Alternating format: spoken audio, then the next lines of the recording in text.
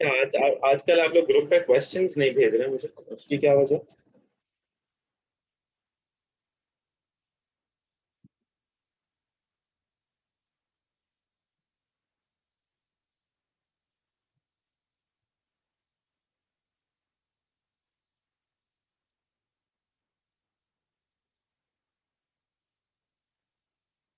कोई वजह नहीं।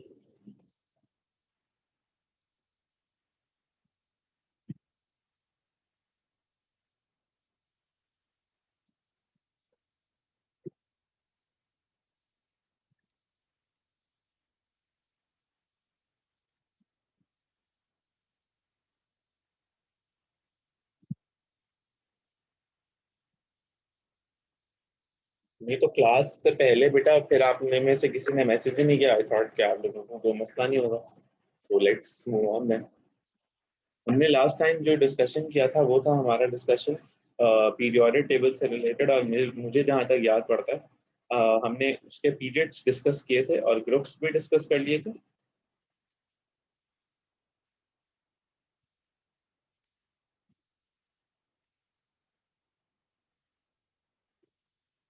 अब ये यस किस लिए आपने कहा है कि हमने पीरियड्स डिस्कस कर लिए थे और हमने ग्रुप्स भी डिस्कस कर लिए? ठीक है। तो आज हम शुरू करना चाहते हैं फिर अपने पीरियोडिक टेबल में। एक तो हम बात करें अगर जनरल कैरेक्टरिस्टिक्स की।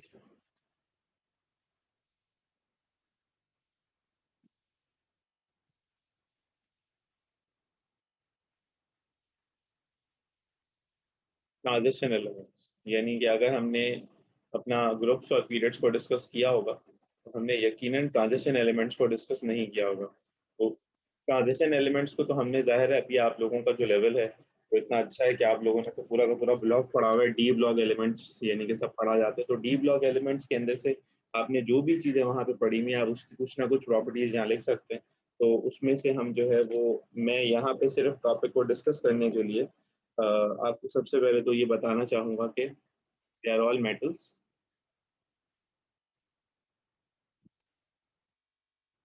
देन फिर हम ये कहते हैं they show variable oxidation states. अच्छा, ऑक्सीडेशन स्टेट क्या होती है? Any ideas?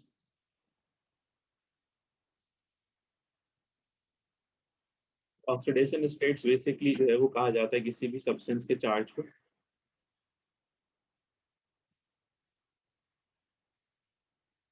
बड़े आसान अल्फाज में विदाउट एनी रॉकेट साइंस। तो charge on an element variable हो, उसका क्या मतलब है? बिल्कुल इसका मतलब ये हो सकता है जैसे लेड है, ये एक ट्रांजिशन एलिमेंट है, इसका चार्ज +2 भी हो सकता है, इसका चार्ज जो है वो +2 के अलावा भी हो सकता है, +3 भी हो सकता है। इसी तरह से अगर हम बात करते हैं आयरन की, आयरन एक ट्रांजिशन एलिमेंट है, चार्ज +2 हो सकता है, चार्ज +3 हो सकता है। अच्छा, एक बात तो ये है वैसे कि इनके अंदर चार्जेस डिफरेंट होते हैं, ना कि जरूरी नहीं है कि सिर्फ इन्हीं के अंदर डिफरेंट हो। ऑक्सीजन का चार्ज भी कभी कभार -2 होता है, कभी कभार -1 होता है। तो फिर ऑक्सीजन को, जो कि हमारा फैमिली ए का या सब ग्रुप ए का मेंबर है, उसको हम क्यों नहीं कहते कि उसकी वेरिएबल ऑक्सीडेशन स्टेट है? या पी ब्लॉक एलिमेंट्स को हम क्यों नहीं कहते कि उनकी वेरिएबल ऑक्सीडेशन स्टेट है? तो बेटा इस बात को इस तरह से समझेंगे कि रिलेटिवली ज्यादातर केसेस में हमारे पास जो पी ब्लॉक एलिमेंट हैं उनके oxidation state under normal condition same रहती है।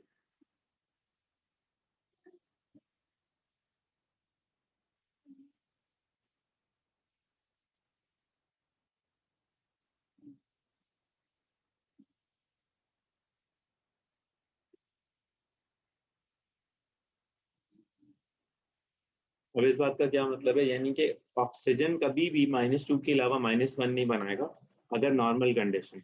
अगर कोई एक्सट्रीम कंडीशन आ गई, कोई ज्यादा रिएक्टिव एलिमेंट आ गया, इसको कहीं बॉन्ड बनाने की जगह नहीं मिल रही थी, तो शायद ये -1 बना। लेकिन ये जो होता है ना, ये चीज में आजाद होते हैं। इस चीज में आजाद होने इसका क्या मतलब है? ये चीजें, ये जो है ना, तो हर वक्त हमें कभी भी ये नहीं पता होता कि लेड की ऑक्सीडेशन स्टेट क्या होने वाली है, आयरन की ऑक्सीडेशन स्टेट क्या होने वाली है। आपको शायद याद हो, हम इसकी वर्किंग कर रहे होते हैं, हम इसको कैलकुलेट कर रहे होते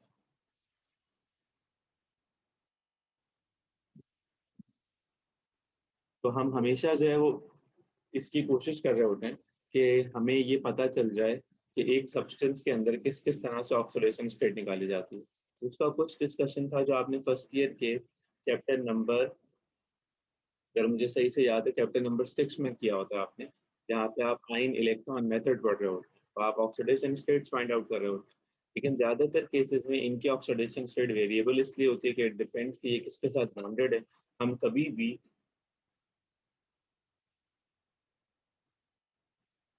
इनका जो चार्ज है वो सही से पता लगा नहीं सकते, इनका चार्ज जो है वो फिक्स हमें नहीं पता होता। यही वजह होती है कि जो हमारा ग्रुप होता है बी फैमिली का, ग्रुप होता है बी फैमिली का, इस बात का क्या मतलब है, हमारा जो पीरियोडिक टेबल है जिसमें हम बात कर रहे हैं आज, हमने डिस्कस करना है अपना बी फैमिली को, तो उसके अंदर जो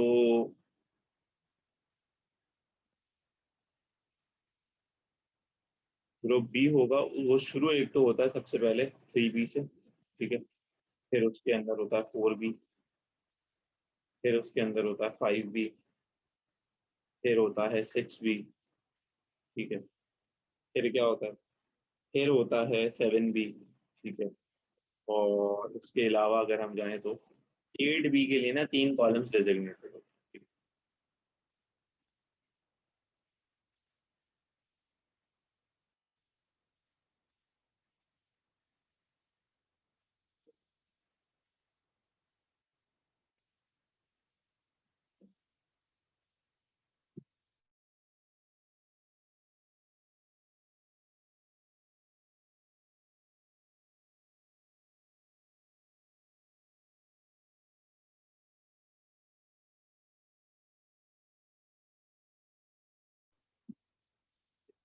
8 बी के लिए बेटा मेरी आवाज आ रही है आप लोगों को, मतलब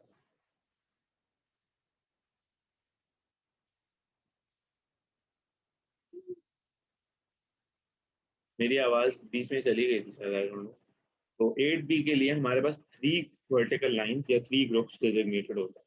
तो आप नोट करो, इसमें जो बात समझने वाली है वो ये कि 3 बी के अंदर अगर मेंबर है, फॉर एग्जांपल स्कैंडियम ले लेते हैं पहले वाला, 4 बी के अंदर मेंबर ले लेते हैं फॉर एग्जांपल टाइटेनियम ले लेते हैं, ठीक है, इसी तरह से 5 बी के अंदर वैनेडियम ले लेते हैं, क्रोमियम ले लेते हैं, ठीक है, फिर आ जाता है मैंगनीज ले लेते हैं। अब कहानी ये है कि यार इसके बाद वाले जो है ना, इनके लिए हम ये सोच के बैठे हुए हैं कहीं कि इनकी जो ऑक्सीडेशन स्टेट है वो इनके ग्रुप नंबर से मैच करेगी, नहीं, जरूरी नहीं है, ऐसा नहीं है। स्कैंडियम का चार्ज जो है वो +3 होगा, it may happen it may not happen, +4 भी हो सकता है, +5 भी हो सकता है, टाइटेनियम का +4 होगा, जरूरी नहीं है। तो इनका जो ग्रुप नंबर है वो इनका वैलेंसी डेजिग्नेट करे या इंडिकेट करे, that is practically not possible, ठीक है।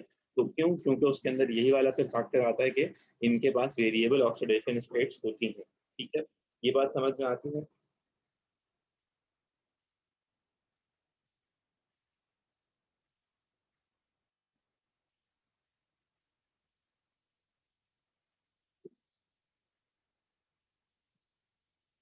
बेटा ये बात समझ में आती है? Thank you very much Areeba, thank you so very much. अच्छा, इसके अलावा क्या होता है, इसके अलावा जो मोस्ट इम्पॉर्टेंट है अक्सर आ जाता है, दे आर पैरामैग्नेटिक। कोई बताएगा पैरामैग्नेटिक का क्या मतलब हो?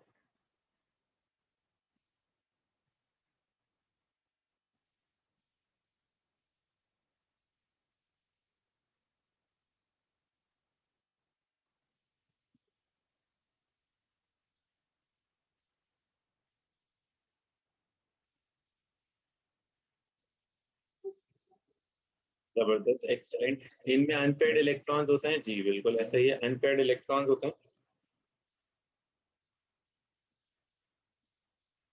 ठीक है, अनपेड इलेक्ट्रॉन होता है, साथ में इससे क्या होता है, इससे ये होता है कि they are attracted to magnet.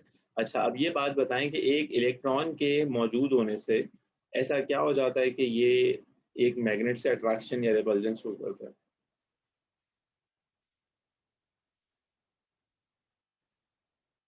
तो हमें ये बात पता है कि जो इलेक्ट्रॉन होता है वो एक चार्ज पार्टिकल होता है, ठीक है, और जब इलेक्ट्रॉन मूव कर रहा होता है, तो इलेक्ट्रॉन करंट की डायरेक्शन में चलना शुरू करता है, तो वो अपने इर्द गिर्द एक इलेक्ट्रिकल फील्ड तो बनाता ही बनाता है, साथ में वो मैग्नेटिक फील्ड भी बनाता है। तभी हम ये कहते हैं कि इनकी नेचर पैरामैग्नेटिक हो जाती है, they are attracted to magnet because इनके पास जो इलेक्ट्रॉन्स हैं वो फ्री हैं, मोबाइल हैं, उनमें से एक इलेक्ट्रॉन जो या अनपेड इलेक्ट्रॉन जो है वो जब मूव करेगा तो उसका बिहेवियर एक मैग्नेटिक फील्ड जैसा बन जाएगा। जब एक मैग्नेटिक फील्ड जैसा उसका बिहेवियर बन जाएगा तो उससे फायदा ये होगा कि वो ओवरऑल मैग्नेटिक बिहेवियर शो कर रहा होगा कंपाउंड। ठीक है। इसके अलावा जनरल के अंदर आ जाएगा they form interstitial compounds. Interstitial compounds क्या होगा?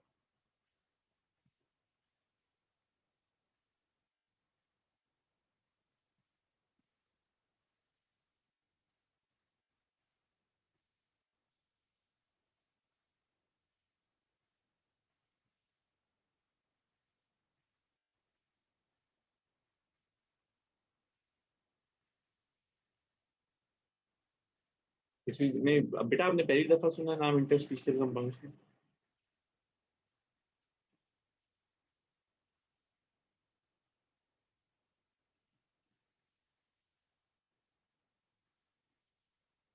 they their lattice contain empty spaces।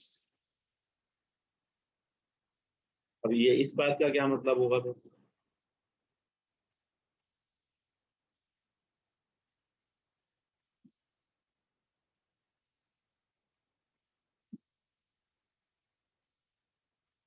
Smaller elements like इनके बीच आके एब्जॉर्ब होते हैं, इंटरस्टिशियल कंपाउंड बनाते हैं। बेटा क्लास में और कोई बच्चा मौजूद है या सब गायब हो गए इन दोनों के अलावा?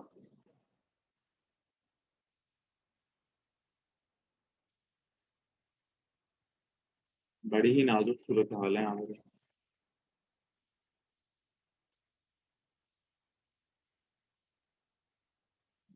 बेटा ये मलिहा खान कौन है, मौजूद है क्लास में?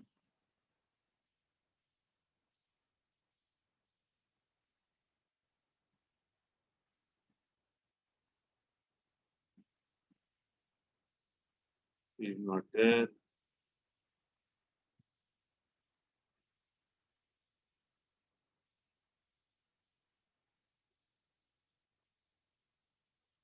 रीबा राशिद।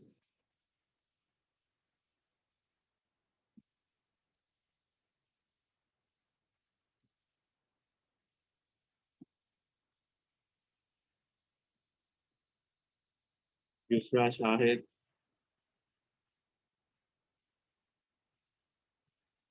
सारा मसूर ने तो मैसेज भी किया। बेटा बाकी लोग कहाँ हैं, एनी आइडियाज?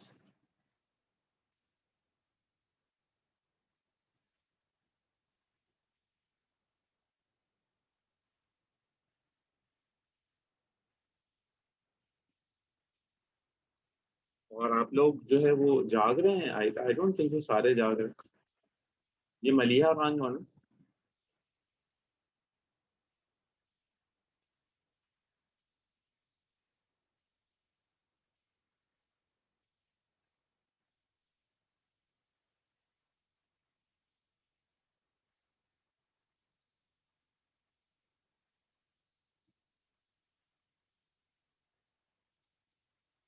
सर कामना की लाइट गई है, इससे प्रेजेंट नहीं है। भाई इस ग्रुप के अंदर जो हमारा एमकाट का ग्रुप है इसके अंदर तो पता नहीं कौन कौन है। एक नूर है, एक मानूर है, शाहजैन है, ये कहाँ है सारे? मेरी आवाज ही नहीं आ रही।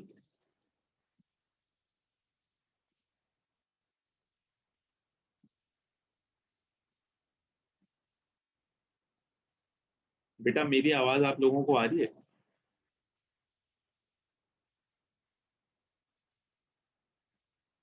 यही बच्ची क्यों कह रही है कि मेरी आवाज नहीं आ रही? मलिया खान से, और मलिया खान बस तो आज जिंदगी में पहली दफा मैंने नाम सुना कि कोई मलिया खान है।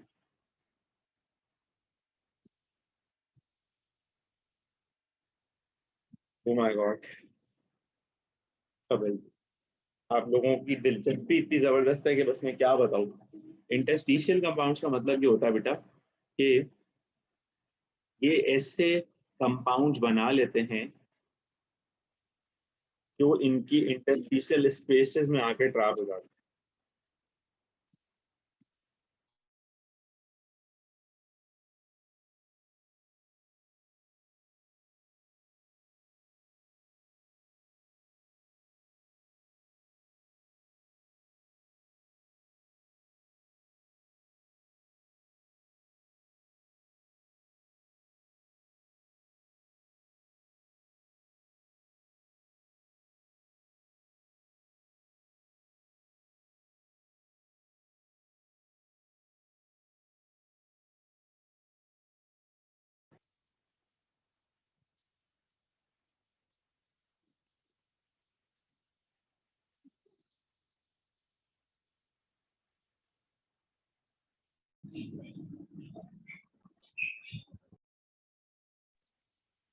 ओके, सो इंटरस्टिशियल कंपाउंड्स बेसिकली, या इंटरस्टिशियल एलॉय भी कहते हैं इसे, ये बनते कैसे हैं? ये इस तरह से बनते हैं कि अगर हमने मिसाल के तौर पे लेट से आपको इसकी एक छोटी सी एग्जांपल शायद याद आ जाए। स्टैंडर्ड हाइड्रोजन इलेक्ट्रोड पढ़ते थे हम फर्स्ट ईयर के अंदर, इलेक्ट्रोड पोटेंशियल वगैरह निकालने के लिए, ठीक है। इलेक्ट्रोड पोटेंशियल वगैरह निकालने के लिए तो क्या करते ये थे कि प्लैटिनम की जो है वो एक अदद इलेक्ट्रोड लेते थे, उसके अंदर ना हाइड्रोजन को स्प्रे करते थे, तो हाइड्रोजन यहाँ ट्रैप हो जाता है। अच्छा, ये इंटरस्टिशियल कंपाउंड क्यों कहलाता है? क्योंकि ये कोई बॉन्ड नहीं बना है, यानी कि प्लैटिनम और हाइड्रोजन का कोई केमिकल बॉन्ड नहीं बना है, यहाँ पे ये जुड़े नहीं है, ये अलग है, ये अलग है। हम इसको जरा सा हीट करेंगे, क्या होगा? सबसे पहले हाइड्रोजन बाहर आ जाएगी इसमें से, ठीक है। बट हम इसको कंपाउंड इसलिए कहते हैं क्योंकि ये मिसनोमर है। मिसनोमर का मतलब क्या है? लफ्ज सही इस्तेमाल नहीं किया जा रहा, टेक्निकली बात गलत है, करना नहीं चाहिए इस तरह से इस्तेमाल कि ये कंपाउंड है, क्योंकि कंपाउंड तो वो चीज़ होती है जिसमें एक एटम और दूसरे एटम का केमिकल बॉन्ड बना हुआ होता है, या तो इलेक्ट्रॉन इधर आया हुआ होगा, या शेयर हो रहा होगा, या जो भी कुछ होगा। लेकिन यहाँ पे तो प्लैटिनम और हाइड्रोजन ने कोई इलेक्ट्रॉन ट्रांसफर नहीं किया, किसी तरह की भी इलेक्ट्रॉन शेयरिंग में इन्वॉल्व नहीं है, तो ये एक तरह का फिजिकल कंपाउंड। ये एक लफ्ज अगर आप अपने टीचर को बता देंगे ना, तो उसको समझ आ जाएगा कि यार इस बच्चे का कॉन्सेप्ट बिल्कुल ठीक से बना हुआ है। ये बताओ यहाँ तक कि बेटा सारी बात समझ में आती है?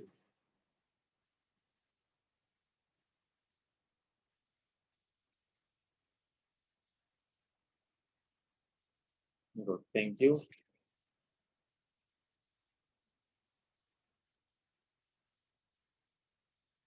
अब हम चलते हैं आगे। इसके साथ साथ हमें ये बात तो जाहिर है, ऑब्वियसली बात है, पता है, बड़ी मशहूर ज़माना बात है कि they can be use as a catalyst, है ना। और इसके अलावा they form coloured compound.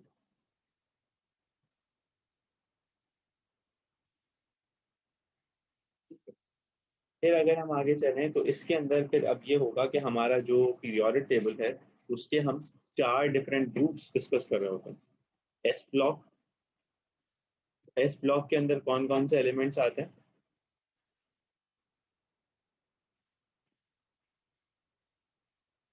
So elements with valence shell configuration,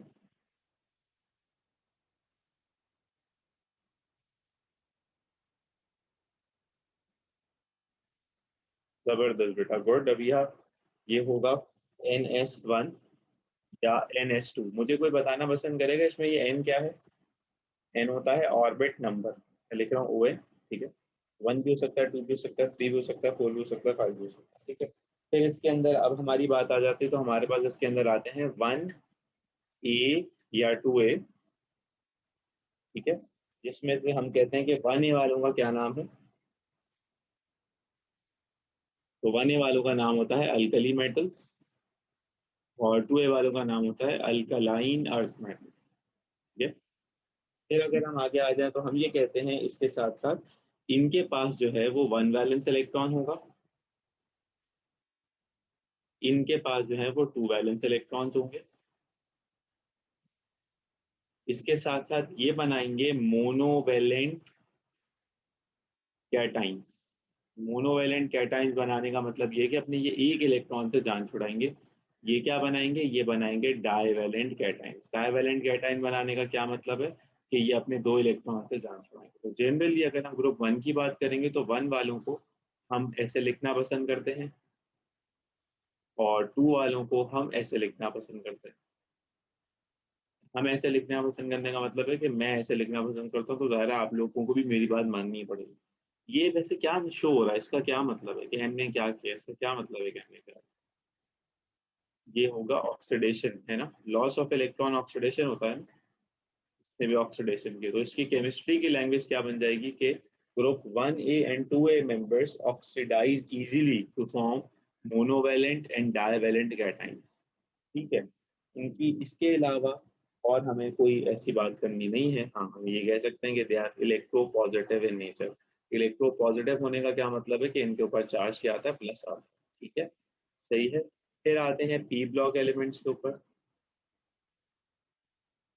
इसमें कौन कौन आएगा? इसमें आएगा NS2 NP1 से लेके NS2 NP6 तक, ठीक है। ये हो गया फर्स्ट पॉइंट। सेकंड पॉइंट, फिर इसमें कौन कौन से मेंबर्स आएंगे? इसमें आएंगे 3A से लेके कहाँ तक? 8A तक, सबके सब आएंगे इसमें। फिर हम ये कहेंगे कि इसमें सिर्फ मेटल्स नहीं, इसमें सब कुछ है। इसमें मेटल्स भी हैं, इसमें नॉन मेटल्स भी हैं, और इसमें क्या भी हैं? इसमें मेटलॉइड्स भी।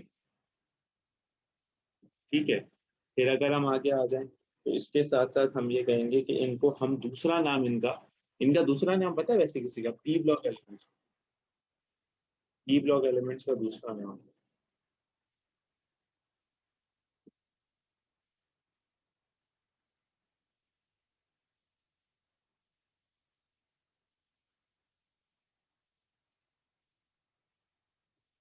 नहीं पता तो देखो, ये अच्छी चीज मेरे जहन में आ गई अभी अचानक से।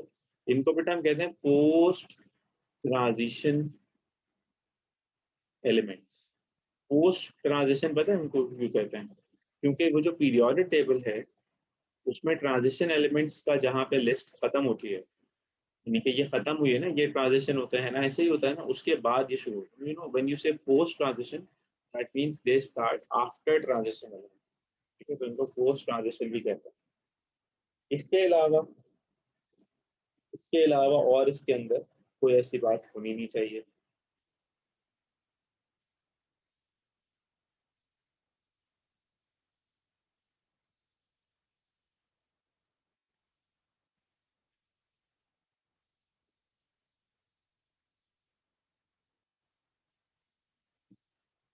अच्छा जी। फिर आते हैं अब डी ब्लॉक एलिमेंट्स के ऊपर। तो आप लोगों ने कहा था कि आप लोगों ने डी ब्लॉक एलिमेंट्स को बड़े अच्छे तरीके से पढ़ लिया है। तो अब थोड़ा सा डी ब्लॉक एलिमेंट्स के बारे में सबसे पहले बात कर लेते हैं। इनकी कॉन्फ़िगरेशन की कहानी है बड़ी दुखी। NH2 और N-1 D1 से लेके, ये क्या होते हैं? NH2 N-1 D वहां तक होंगे, 10 तक होंगे। ठीक है। इसमें बेसिकली 4 डिफरेंट सीरीज होती हैं, जिन्हें हम कहते हैं कि 4 ट्रांजिशन सीरीज इन्वॉल्व है इसमें। 4 ट्रांजिशन सीरीज, ये याद रखिएगा। ये बड़े मजे की चीज मैं आपसे बताने बहुत बात करने लगा, 4 ट्रांजिशन सीरीज। तो सबसे पहली चीज इसमें आएगी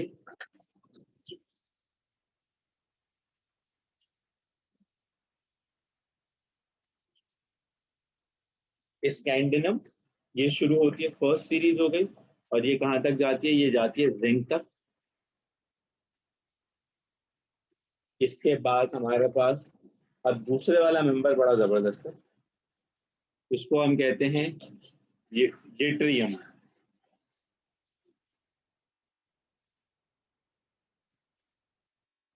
और ये जाएगा कैडमियम तक। ठीक है। इसके बाद हमारे पास आएगा एक अदद हमारा मशहूर जमाना, लैंथनम। और ये कहाँ तक जाएगा? ये जाएगा मरकरी तक। और एक्टिनम, ये शुरू होगा लेकिन ये खत्म नहीं होगा, क्योंकि ये इनकम्प्लीट पीरियड का पार्ट है, तो ये खत्म नहीं होगा। तो ये याद रखना है बेटा, अगर तुम लोग अपने पीरियोडिक टेबल को अभी अपने निकालोगे सामने, तो तुम्हें वहां पे नजर आएगा SC to ZN। ठीक है, ऐसे बना हुआ होगा। Y to CD, La to Hg, और AC to अननोन चल रहा होगा, आइंस्टीन या पता नहीं क्या क्या होगा। तो 4 ट्रांजिशन सीरीज होती हैं, ये जहन में रखना। ये बहुत इंपॉर्टेंट बात हो गई। ठीक है। इसके अलावा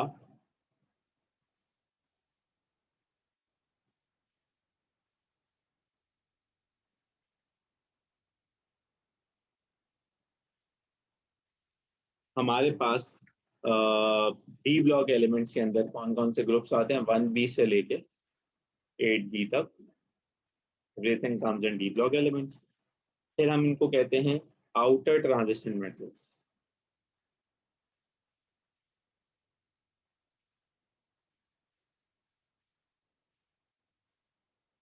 ठीक है। इसके अलावा और कोई बात मैं भूल रहा हूँ? नहीं, इसके अलावा मैं और कोई बात नहीं भूल रहा। बस ये इतना आपके लिए यहाँ पे डी ब्लॉक के अंदर काफी है। ठीक है बेटा, क्लियर है बात? फिर आते हैं नेक्स्ट F ब्लॉक एलिमेंट्स के अंदर। तो ये हमारे सिलेबस में अब तो है नहीं, पहले होता था। इनको अलग से पढ़ाना होता था। इसमें बेसिकली सिर्फ 2 चीजें ज्यादा इंपॉर्टेंट है। कि हम याद रखें कि इसमें आएंगे लैंथेनाइड्स और इसमें आएंगे एक्टिनाइड्स।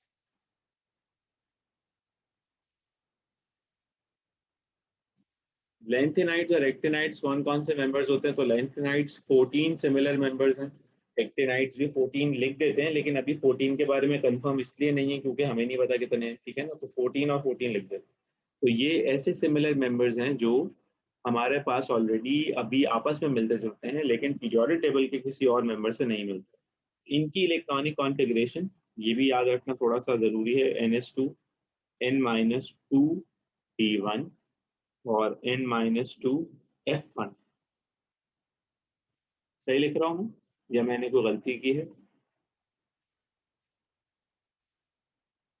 बिल्कुल गलत लिख रहा हूँ मैं भाई, बिल्कुल गलत लिख रहा हूँ। आप लोग बेवकूफ़ हैं, सो रहे पड़े हो। सुन, बताएं क्या गलती है?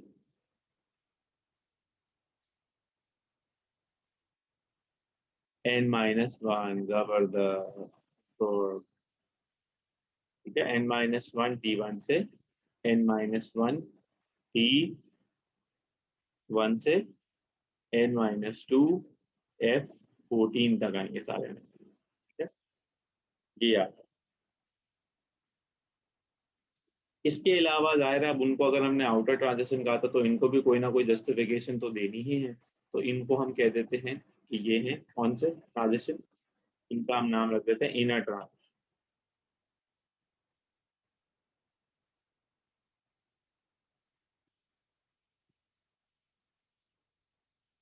यहाँ पे हमारा जो चैप्टर नंबर 1 है वो हर लिहाज से तकरीबन अख्ताम पजीर हो जाता है।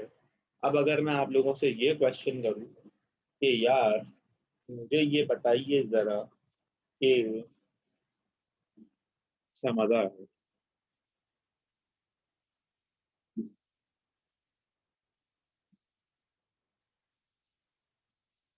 एक एटॉमिक नंबर लें 10, मुझे बताएं इसका ग्रुप, मुझे बताएं इसका पीरियड, कैसे बताएंगे? सवाल। और मुझे इसका बताएं ब्लॉग भी बताएं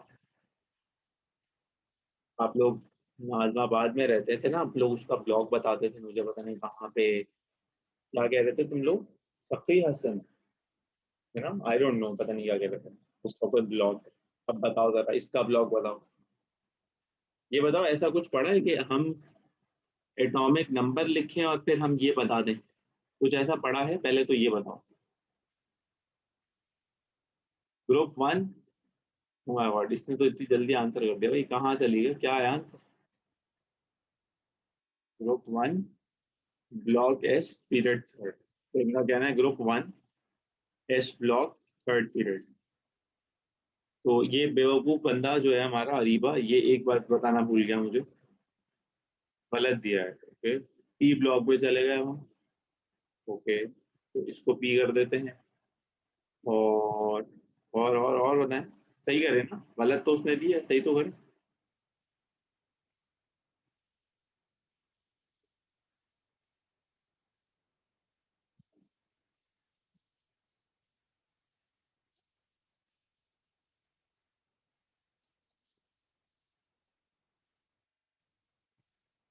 सेकेंड पीरियड हो गया अभी, अच्छा। और ग्रुप क्या है बेटा?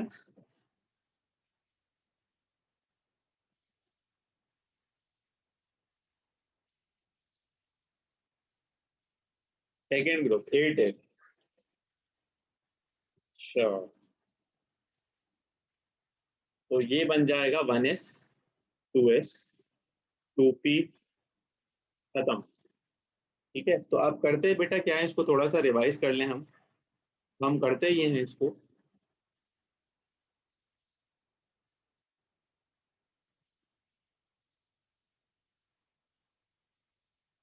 तो सबसे पहले तो वैलेंस शेल कंडीशन हम देखते हैं। पहले तो देखें आप वैलेंस शेल कहाँ, ठीक है, वैलेंस शेल 2 है। अच्छा, 2sp है 2p भी है, तो पूरा वैलेंस शेल इंक्लूड होगा, ठीक है। 6 + 2 8 हमारे पास इलेक्ट्रॉन्स आ गए। हाँ, अगर ये 2 होता और ये 3 होता, ठीक है, तो फिर तो तुम यहाँ पे लिखते सिर्फ 6, लेकिन क्योंकि वहां पे 2 SP थे और 2 PV थे, एस जो एल सब शेल है वो पूरा का एल शेल जो है वो पूरा का पूरा कंप्लीट है, तो हमने 6 + 2 8। ठीक है, इसके बाद ये एंड हो रहा है बी ब्लॉक से, तो ब्लॉक पी हो गया।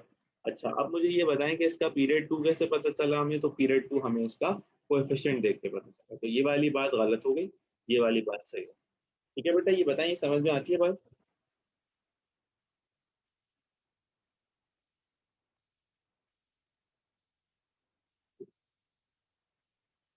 अच्छा, एक एटॉमिक नंबर ले लें 20, इसका बताएं।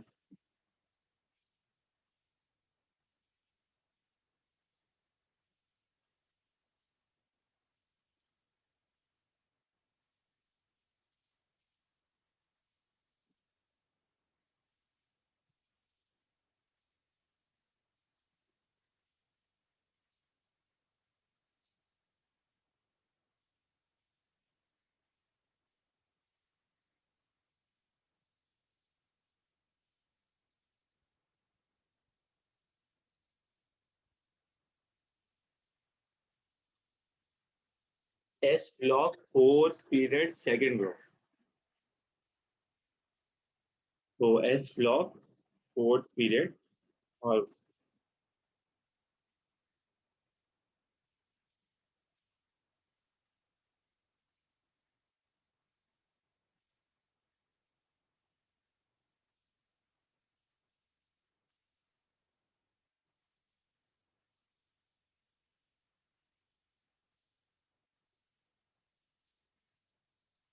तो बेटा ये भी तो बताए ना कि ये ए फैमिली है या बी फैमिली है। देखो एस और पी अगर आ जाए तो वो ए होता है। ठीक है, ये बताना जरूरी होगा।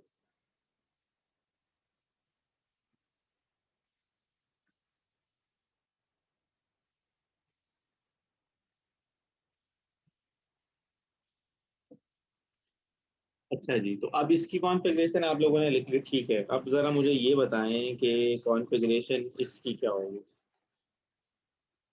कि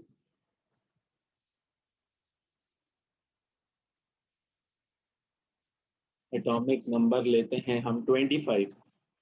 बताएं इसका ग्रुप, पीरियड और ब्लॉक।